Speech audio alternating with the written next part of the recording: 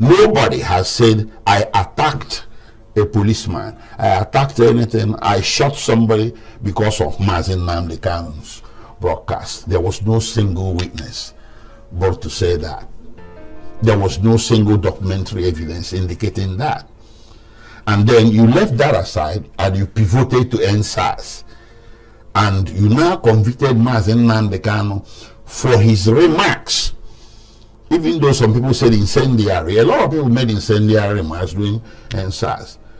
Wole Soyinka supported NSAS. Foreigners supported it. Twitter founder Dozie supported it, and they created a very viral hashtag for it. And nobody has ever been convicted of NSAS protest except Mazi Nnamdi Kanu. So you begin to ask yourself why. The answer is as obvious as it can be. It's a stuff. Being an Igbo man in Nigeria. I want you to watch this video and hear what Nnamdi Kanu's lawyer, Aloy has to say. You will be shocked. Yesterday's trial, yesterday's sentencing followed series of other court processes. In this country, in the course of his trial, a court in this land had queried the arrest of Nnamdi Kanu, because I understand you lawyers say the process leading to trial should be part of the entire thing. And the court had said, yes, since Nnamdi Kanu was illegally, unjudicially brought into Nigeria, his trial has already suffered a setback. Has that position by that court been varied at any level? I just want to be educated. Well, yes, it was varied at the Supreme Court. That was the Court of Appeal. But then the more important thing we need to consider is that decision by the Court of Appeal extinguished totally, completely, absolutely, and brought to permanent closure the retinue of charges Mazi Nnamdi Kanu was facing up to that point. It extinguished everything, that ruling. So if the federal government wanted to continue with the trial of Mazi Nnamdi Kanu, it needed to have, started on a clean plate after December 15, 2023, when the Supreme Court upturned the judgment of the Court of Appeal. Do you understand? Yes. But they didn't do that. They went back, they pedaled back to bring back charges that were practically dead, and charges that were also brought under a dead law, and charges that were completely extinguished by dint of the discharge that occurred at the Court of Appeal. So, despite the fact that the Supreme Court judgment varied or upturned that judgment, it upturned it on one ground only, on the ground that rendition did not bar the Federal High Court from proceeding with trying anybody in Nigeria.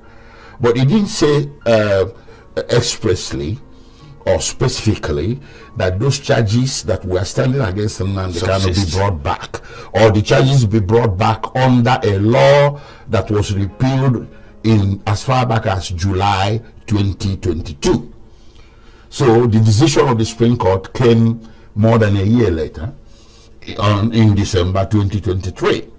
And then you take Mazi Nnamdi Kanu back to court based on a law that had long been repealed. Now, that is where I also need education. Okay.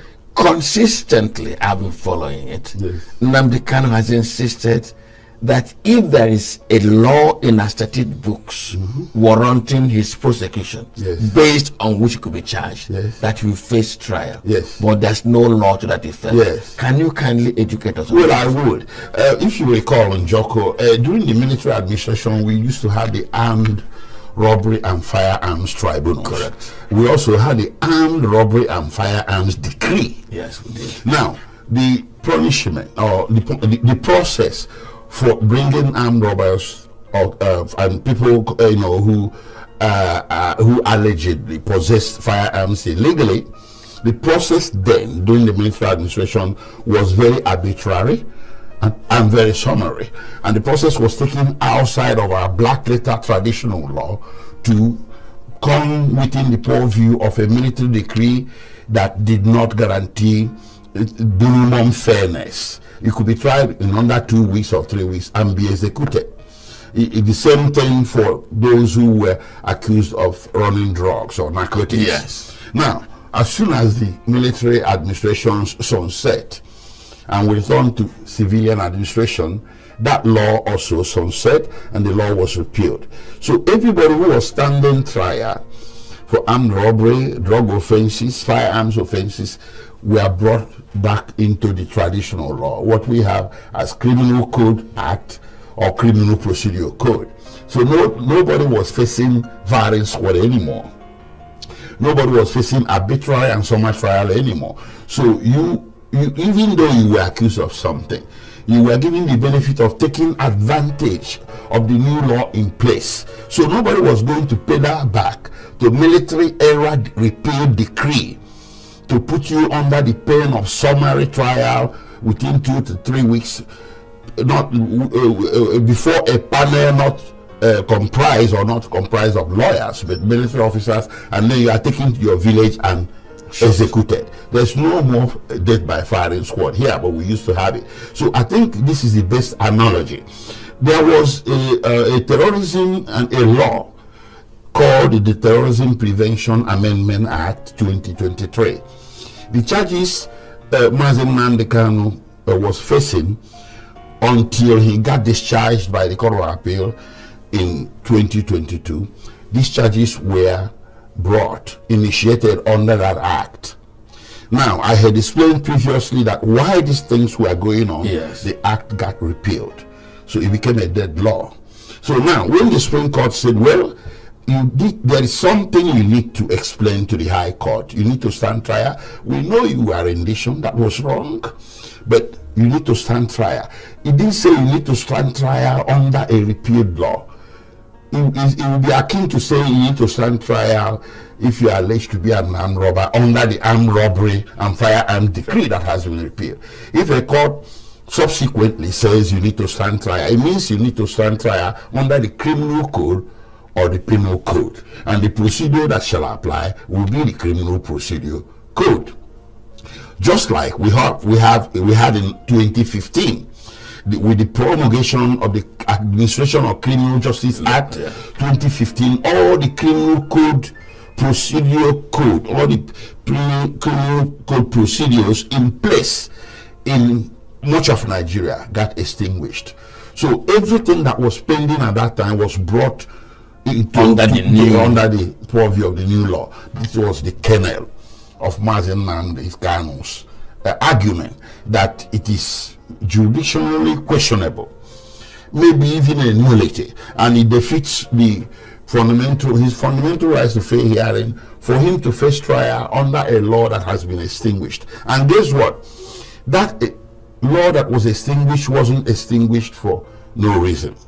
The law that replaced it, the Terrorism Prevention and Prohibition Act 2022, was meant to bring Nigeria in conformity with the international best practices in the global counter-insurgency, counter-terrorism effort. For instance, the old law carried the death penalty, but the world community came together and said, well, it's probably too harsh. Let's go as long as life imprisonment. They removed the death penalty.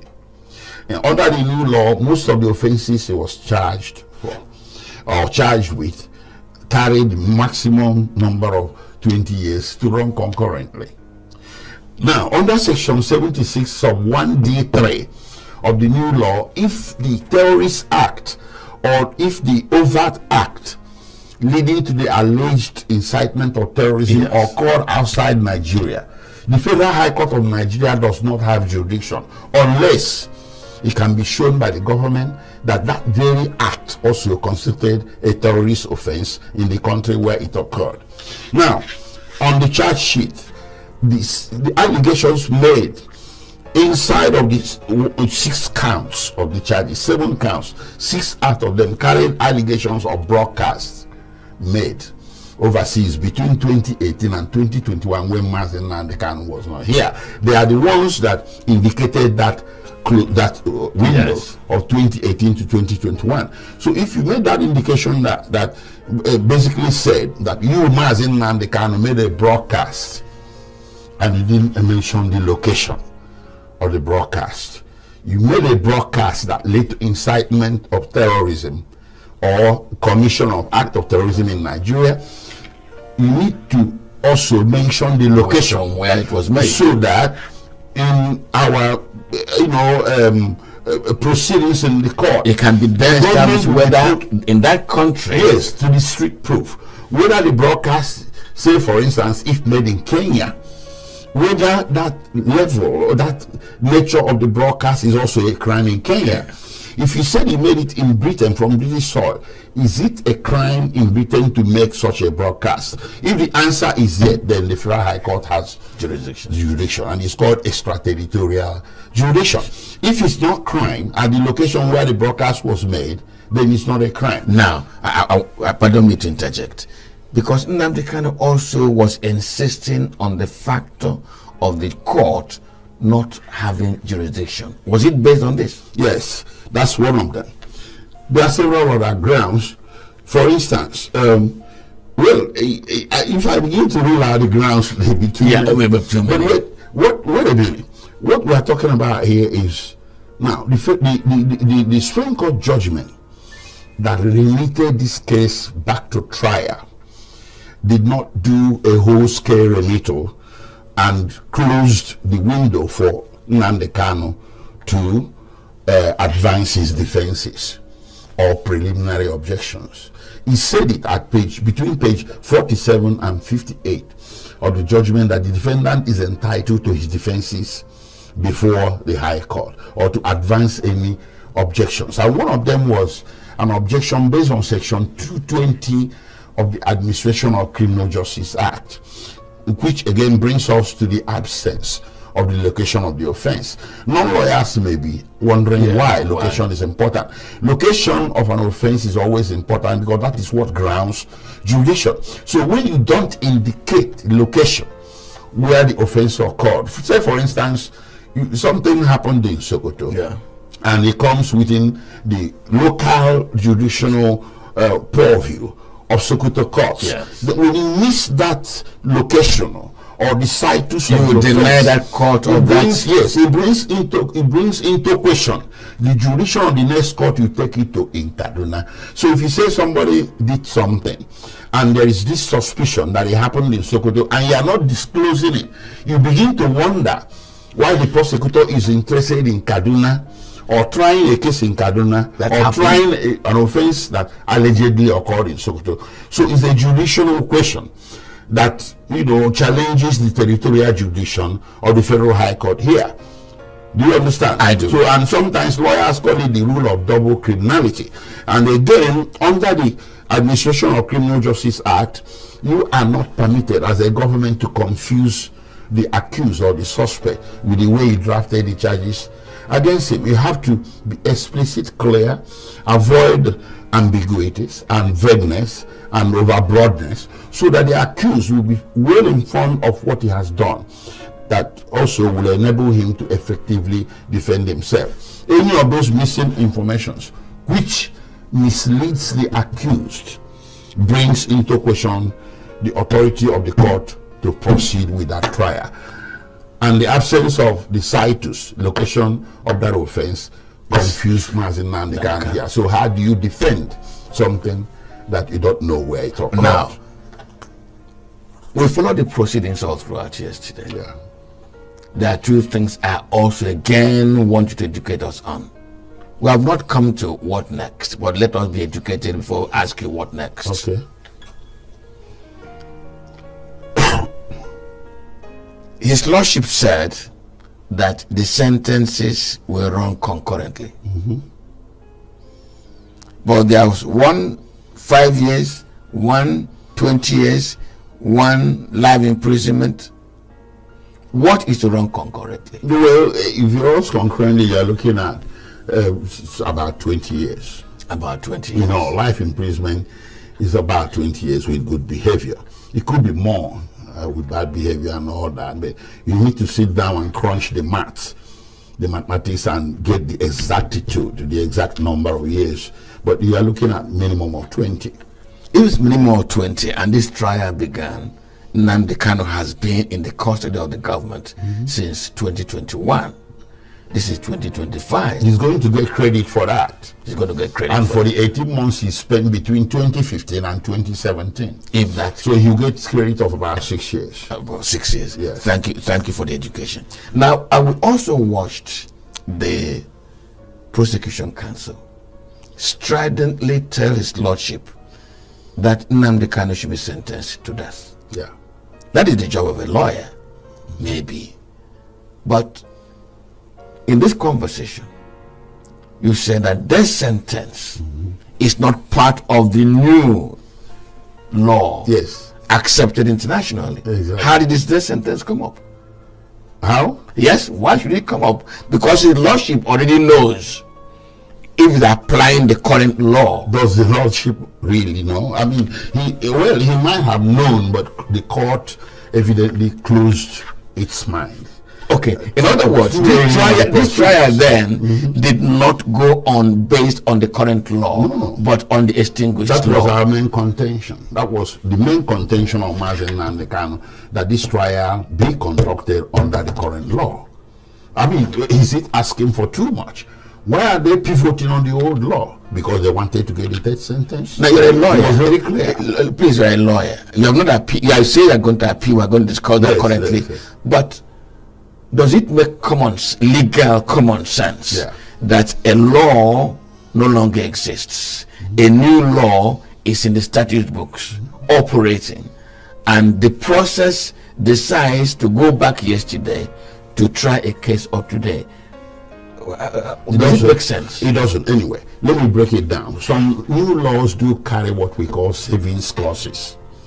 And under Section 6 of the Interpretation Act, the repeal of a law does not necessarily mean it is totally extinguished or its application has sunset totally.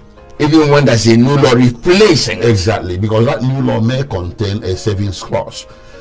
This very new law, the Terrorism Prevention and Prohibition Act that was enacted in 2022, carried a savings clause under Section 98 that saved acts performed under the old law. Completed acts are acts that were still ongoing. But Mazi Nnamdi Kanu's case was no longer ongoing as of October 13, 2022. That was when his case ended by discharge. Discharge of a suspect or a defendant ends his case. If you're discharged today, Njoko, you may be lucky enough, if no bureaucracy occurs, you go home from the court house. You don't go back to jail. I mean, you might go back to jail to pack your things, but you might wax proud and say, "Why am I packing my things? I'll send one of my boys to pack my things." You go home from the court. When Mazi Nnamdi Kanu was discharged on October 13, 2022, they took him back to jail. They never released him. They never obeyed the order. Equity requires you to have clean hands. This is a man that was discharged. You held him tight until you appealed, and then you went and got a stay of execution of the discharge judgment within 2 weeks. Or let me say within 13 days, on 26th, you got the thing to be stayed, the judgment to be stayed. And you held him in detention since then. And this is despite other rulings of courts around the country and the international community. So the federal government never had clean hands in this prosecution. That's my concern. My primary concern really was the federal government, not the court. Because the courts lack the jurisdiction to initiate criminal trials except when you commit contempt in the face of the court. But the government, the executive branch, the presidency, the attorney general have to take a case before the court so the prosecutorial, the aggressive prosecutorial policy towards Mazi Nnamdi Kanu was very baffling to me, and I was questioning why. And guess what? I found out why. It is tough being an Igbo man in Nigeria. It's tough for me. Being Igbo in Nigeria is very tough for me. I know what I passed through. I know the opportunities I have lost. So when it comes, I didn't know that this thing could be transported, extrapolated to criminal prosecutions. It was very vicious. The prosecutorial policy levied against Mazi Nnamdi Kanu was very vicious, and you had to ask yourself why. Just because of mere broadcasts made from a foreign soil. Are you trying to tell us that if the baby, if the witch cried at night and the baby died in the morning, is the witch that killed the baby? He made a broadcast and certain acts of violence was committed, or acts that you term terrorism was committed in the southeast, and you're linking the two. I don't believe there's any nexus, because nobody who committed such acts, you have thousands of alleged IPOB members, alleged ESN members in your detention facilities across Nigeria, including the notorious Wawa barracks in Niger State, where they are tortured, and Tiger Base in Owerri. And none of them since 2015 has pointed a finger at Mazi Nnamdi Kanu, despite confessions he obtained under torture. Nobody has said, I attacked a policeman, I attacked anything, I shot somebody because of Mazi Nnamdi Kanu's broadcast. There was no single witness brought to say that. There was no single documentary evidence indicating that. And then you left that aside and you pivoted to NSAS. And you now convicted Mazi Nnamdi Kanu for his remarks.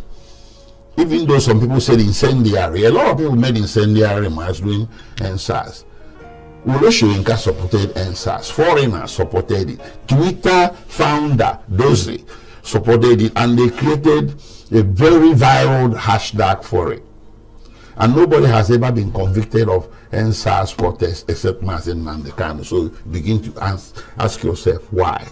The answer is as obvious as it can be. It is tough being an Igbo man in Nigeria, and this is what is fueling the agitation that is at the bedrock of all these things. And you think by jailing him, you know, it's a magic bullet that will solve all these problems? No, I think he's going to create more discontent. I hope that people will remain calm and not resort to self-help. But when a segment of your citizens, a very big segment as Igbos are, some people put our population between 50 and 70 million, if you count those in the diaspora, they are not happy with you. Your alpha males are not happy with you as a country. You talk with them. You don't seek to jail them, or you don't seek to subdue them through the instrumentality of, you know, putting the poster boy for their yearnings and aspirations and angst and discontent in jail for life. It will be tantamount to jailing the entire tribe. So I think the federal government needs to, retool itself, go into a rethinking mood and ask itself some political questions. Not legal. This matter has never been legal. If any, the legal aspect of it was very scintillant, very small. Much of it has quantum political content. So the federal government needs to double back and say, hey, what are we doing here? Maybe this conviction has opened a new opportunity for a political solution. We'll come to that presently. Yes. But let us go back to the legal. Thank you. I'm sure that you followed when I played back a clip from the interview granted the media yesterday. Yes. You said that the conviction, the sentencing cannot stand before any sound law. Yes. And that you are heading on appeal. Exactly. Why would you be appealing? Do the appeal? Yes, why would you be appealing? Let us know why you are appealing. appealing. We are going to be appealing. Yes, why would you be appealing? Pretty soon. We have this morning I obtained the CTC of the judgment. It's 144 pages. We needed it to be able to effectively draft our grounds of appeal. So the appeal might be going in Monday or Tuesday. That is how passionate we are about it. But recall that yesterday there was a congressional testimony in the United States. Yes, there was. Where a member of Congress in real time picked up this conviction and criticized it and cited it as one of the evidence that indicates that there is a general persecution of Christians or Judeo-Christians. In Nigeria, the persecution is either, you see, with persecution, a lot of people don't understand it.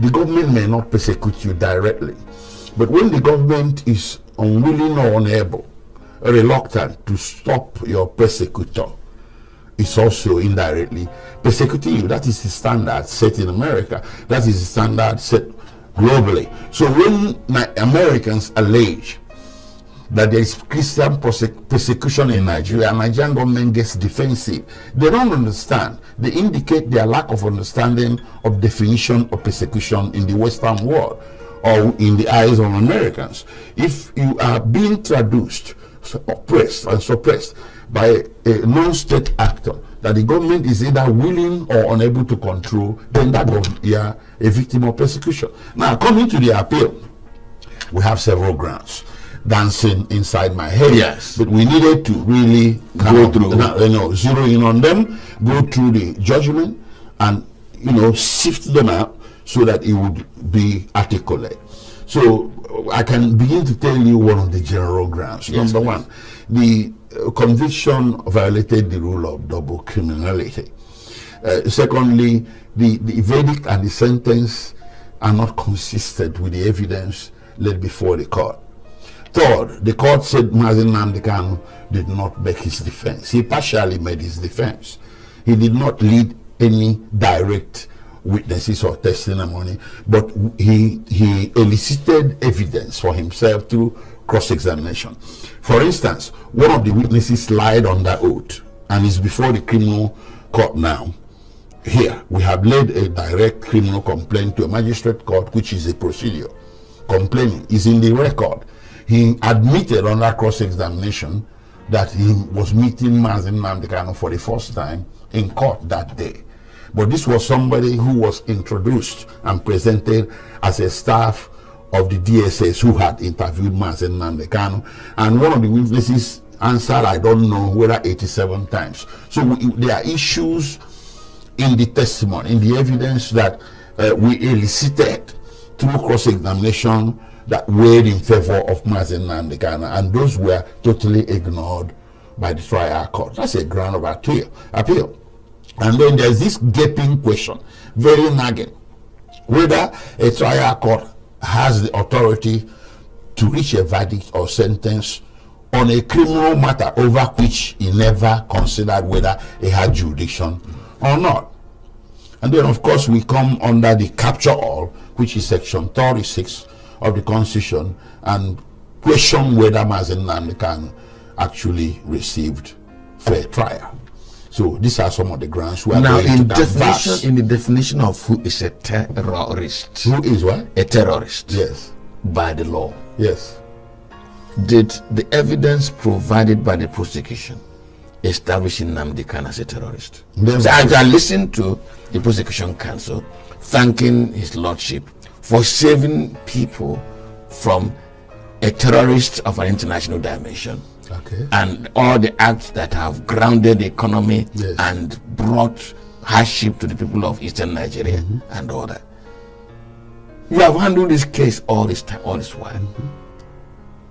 By law, who is a terrorist? And by Nnamdi Kanu's conduct, does he qualify by the definition of that law? No, hardly. It doesn't even come close. Let me put it in layman's language. Yes, please. If you really want to know who a terrorist is, you look at those terrorists up in northern Nigeria that come to meetings with government officials fully armed. Okay? Fully armed with AK assault rifle and other projectiles. Those that do the kidnappings, the killings of Christians in the north, Boko Haram, SWAP, Lakubura, or whatever, they have all kinds of names. That is terrorism. Barefaced terrorism. Making a broadcast from a foreign soil is not an act of terrorism, unless you now want to exaggerate. I gave you the example of a witch crying at night. If that makes the witch a terrorist or a killer of the baby, then you have your definition of a terrorism according to the court that convicted Mazi Nnamdi Kanu. He never even came close. Not at all. There was no nexus. There was no real connection between the broadcast, even though the court found the broadcast to be inflammatory or incendiary, you can make that determination. It's up to you to do it. But convict a man for uttering, people would say, words have consequences. Yes, but not terrorist consequences, as in this very situation. Do you understand? So you just don't pluck it like that. And that's why I'm telling you, I mean, because it was said by an Igbo man. Gumi, I don't want to be mentioning names. You have a whole lot of people in Nigeria, mostly from northern Nigeria, who say all sorts of things.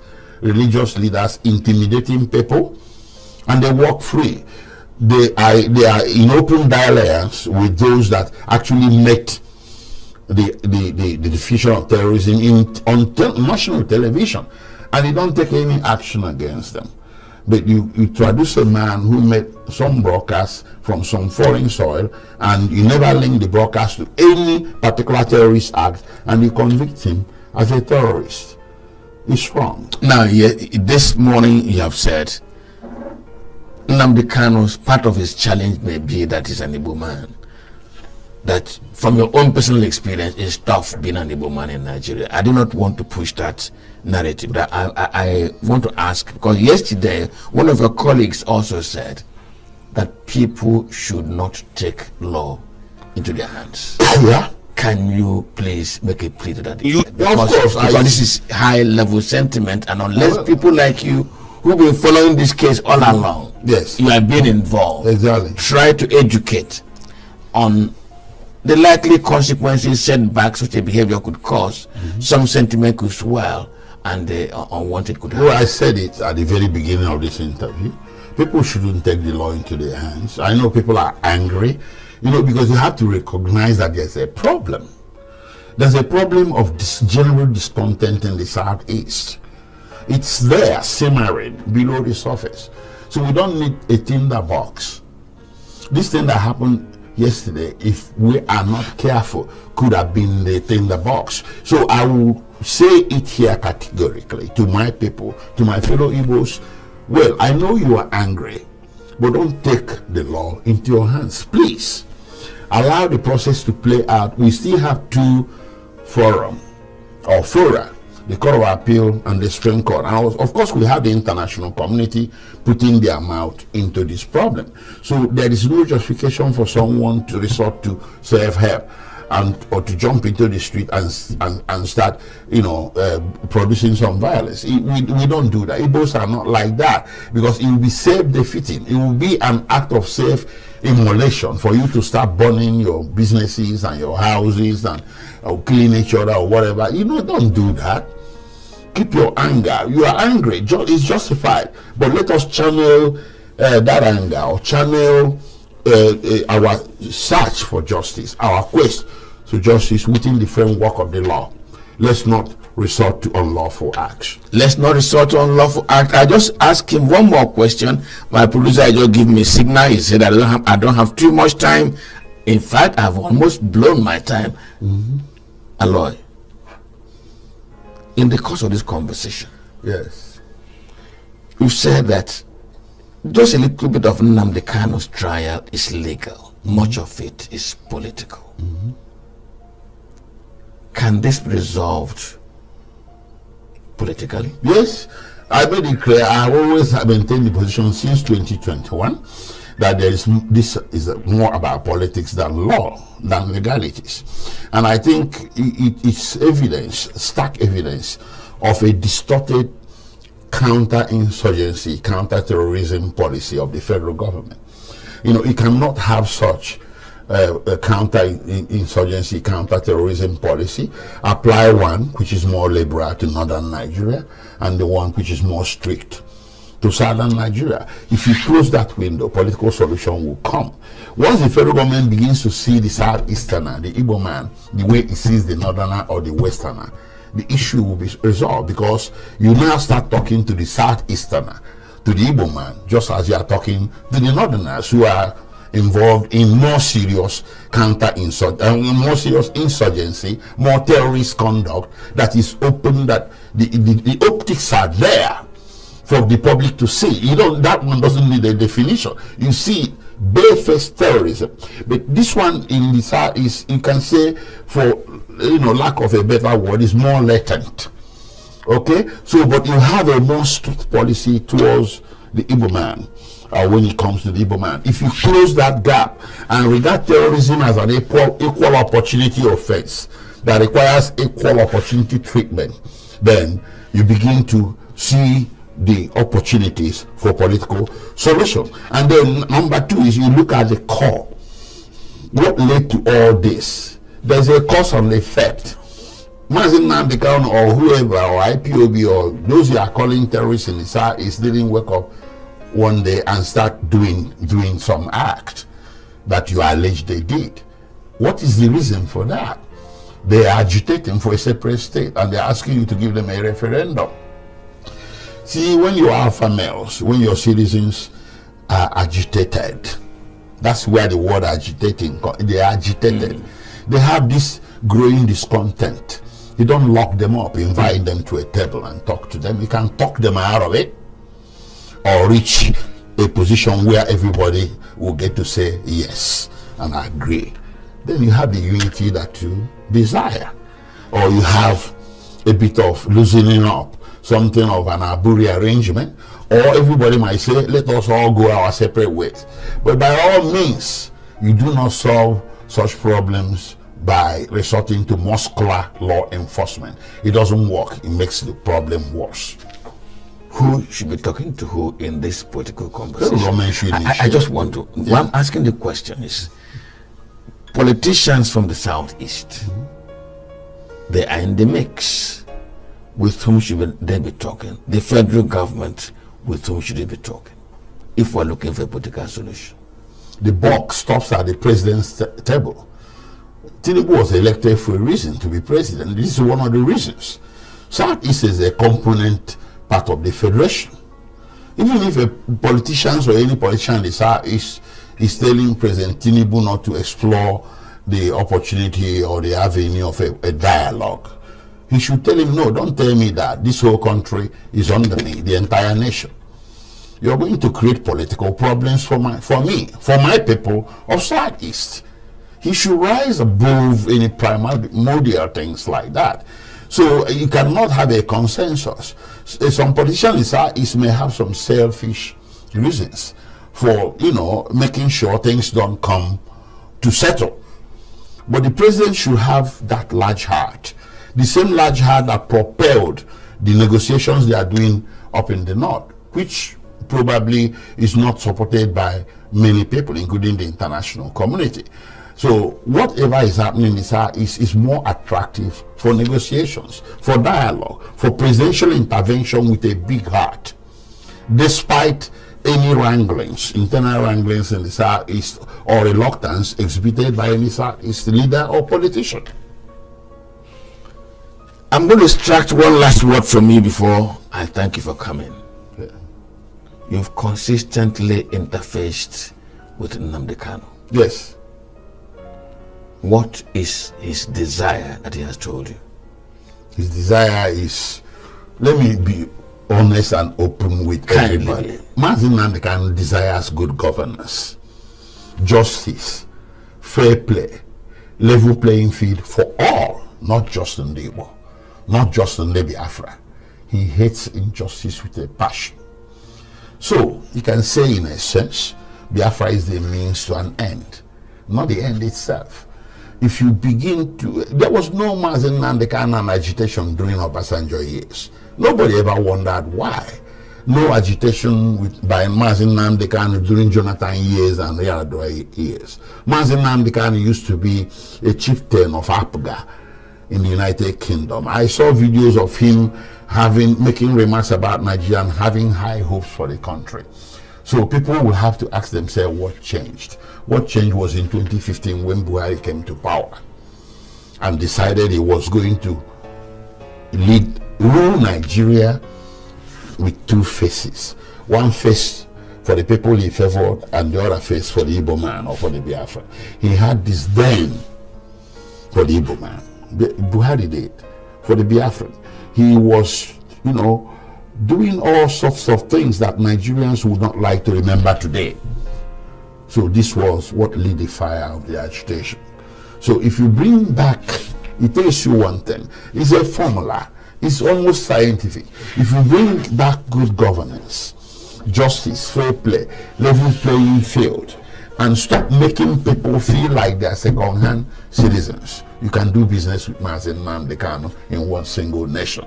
But if you don't do that, he will persist, and there will be more people like him.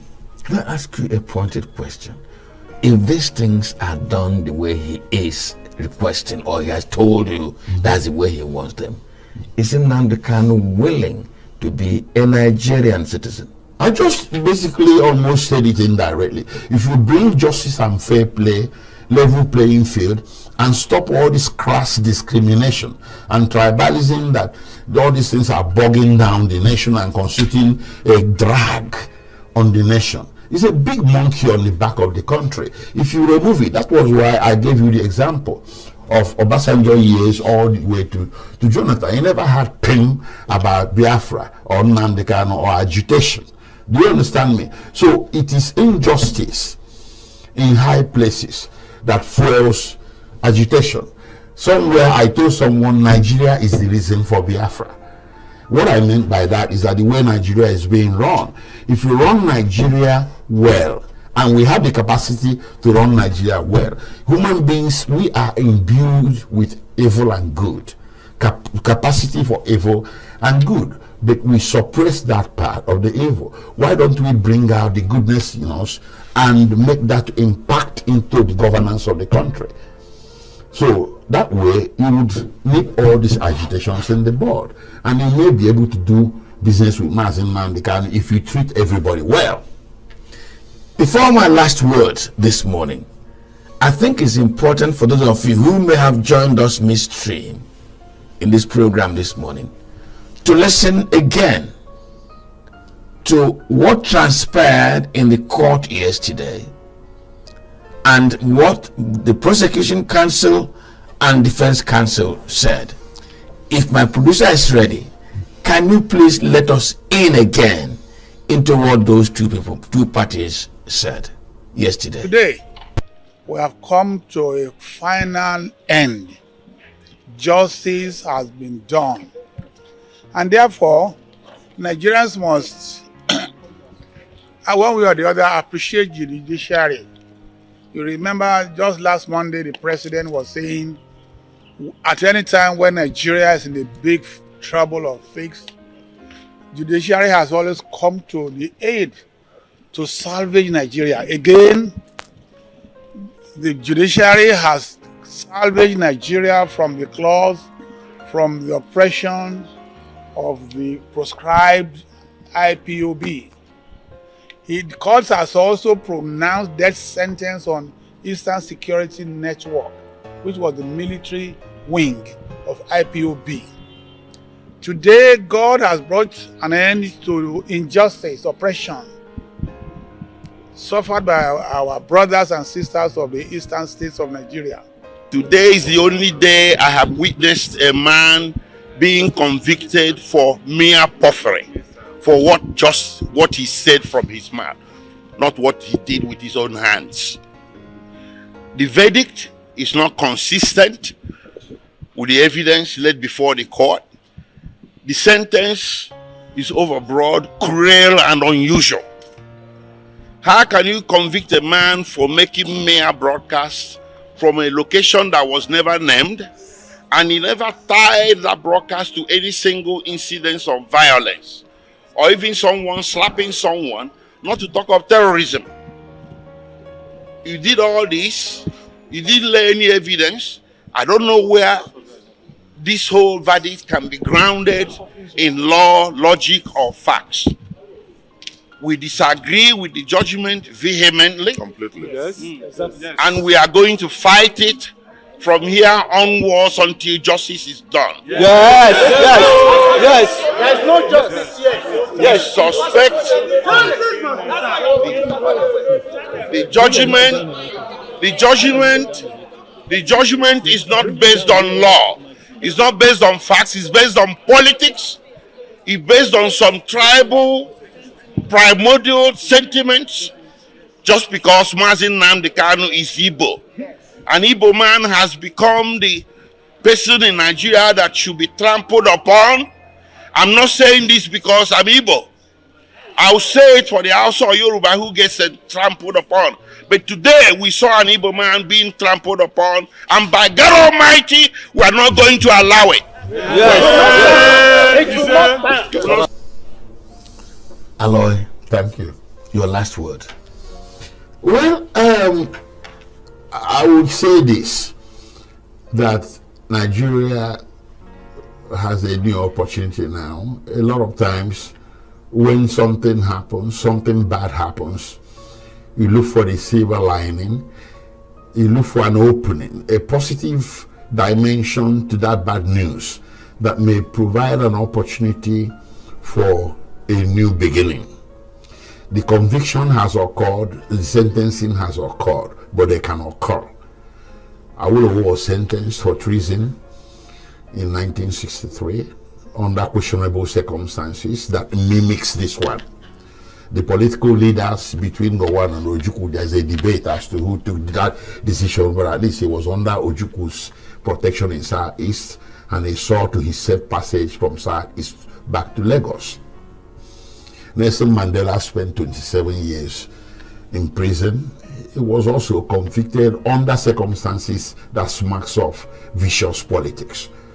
But under de Klerk, he saw an opportunity as a statesman to make amends, and he did. And Nelson Mandela went on to become the president of South Africa.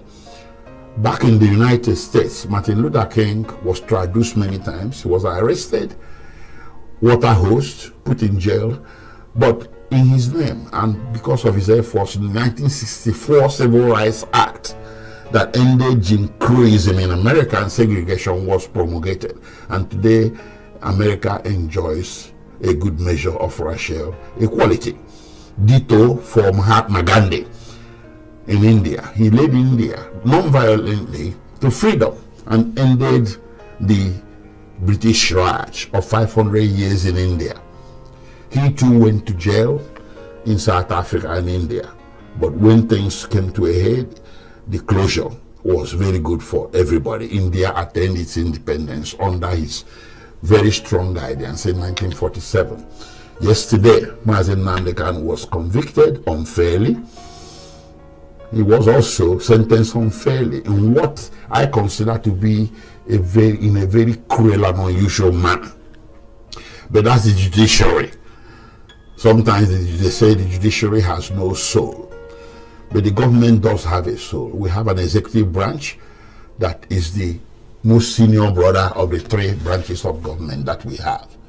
So, Mr. President, Your Excellency Bola Ahmed Tinubu, I urge you to see what happened yesterday as a new opportunity to bring this nation to peace and tranquility, in particular the Southeast. If you take up this matter of Mazi Nnamdi Kanu with wisdom, with which everybody knows that you're imbued with, and bring it to the table and discuss it out, I think the situation will ameliorate. Southeast will be happier, and you'll be happier, and the whole nation will be happier as well.